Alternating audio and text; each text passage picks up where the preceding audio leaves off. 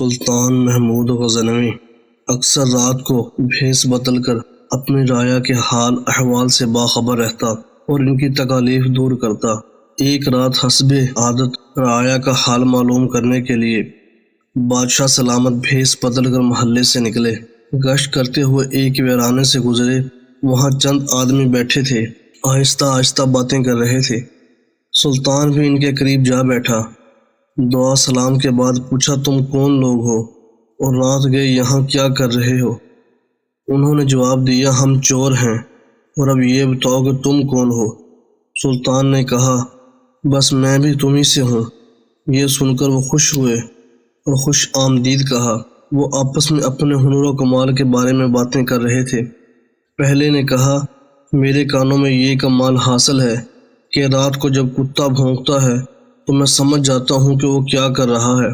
سب نے سن کر کہا، واہ بھائی واہ، یہ تو بڑے کمال کی بات ہے۔ دوسرا کہنے لگا، اے مال و زر کے پجاریوں، میری آنکھوں میں یہ خوبی ہے کہ رات کو کیسا ہی گپ اندھیرا ہو، جس کسی کو اس اندھیرے میں ایک مرتبہ دیکھ لوں، دن کی روشنی میں دیکھتے ہی پہچان لیتا ہوں۔ تیسرے نے کہا، میرے بازو میں اتنی قوت ہے کہ مضبوط سے مضبوط دیوار میں نقاب لگا لیتا ہوں۔ چوتھے نے کہا، میں سونگھ کر بتا دیتا ہوں کہ خزانہ کس جگہ دبایا ہوا ہے۔ پانچواں کہنے لگا، میرے پنجے میں وہ زور ہے کہ اونچی سے اونچی جگہ پر کمند پھینک سکتا ہوں۔ پھر انہوں نے سلطان کی طرف دیکھ کر کہا، بھائی اب تو بھی بتا، تجھ میں کیا کمال ہے؟ سلطان نے جواب دیا، یارو میرا کیا پوچھتے ہو؟ اللہ کی مہربانی سے میری داڑھی میں ایک خاص وصف ہے، وہ مجرموں کو قید سے رہا کر دیتی ہے، یا جن کو قتل کی سزا ہو جائے اس وقت اگر میں داڑھی ہلا دوں تو انہیں باعزت رہا کر دیا جاتا ہے۔ ان عقل کے اندھوں نے یہ سن کر خوشی سے نعرہ لگایا، تیرا کمال تو سب سے بڑا ہے، آج سے تو ہمارا سردار ہے، اب ہمیں کسی پریشانی کا خوف نہیں۔ اس کے بعد چوری کا پروگرام طے کیا اور پھر چل پڑے۔ بادشاہ کے محل کی جانب نکلے۔ کتے کے بھونکنے کی آواز آئی۔ جو چور کتوں کی بولی سمجھنے کا دعویٰ کرتا تھا ہراسہ ہو کر دبی زبان میں بولا، غضب ہو گیا، یہ کتا کہہ رہا ہے کہ بادشاہ تمہارے دائیں بائیں ہی موجود ہے۔ یہ سن کر دوسرے چور ہنس پڑے اور بولے، ابے تجھے کیا ہو گیا ہے؟ بادشاہ کا یہاں کیا کام؟ وہ اس وقت محل میں اپنے آرام دہ بستر پر خراٹے لے رہا ہوگا۔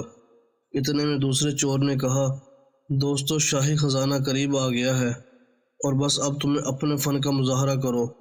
کمند پھینکنے والے نے محل کی چھت پر کمند پھینکی، پھر وہ سب آہستہ آہستہ کمند کے ذریعے محل کی چھت پر جا پہنچے۔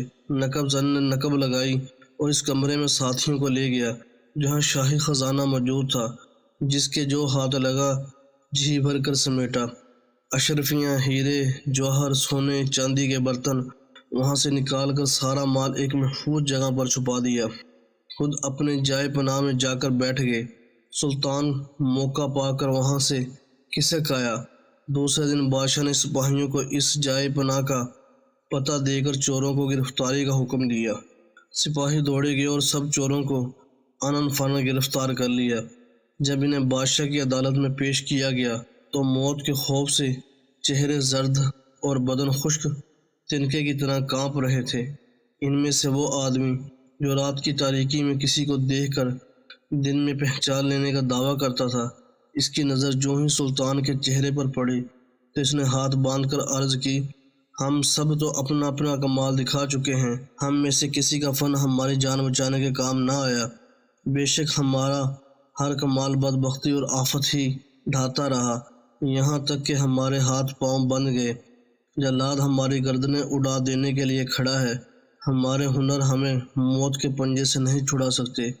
اے ہماری رات کے ساتھی، اب وقت آ گیا ہے کہ آپ اپنے فن کا مظاہرہ کریں، اب آپ اپنی داڑھی ہلائیں تاکہ ہماری جان بچ جائے۔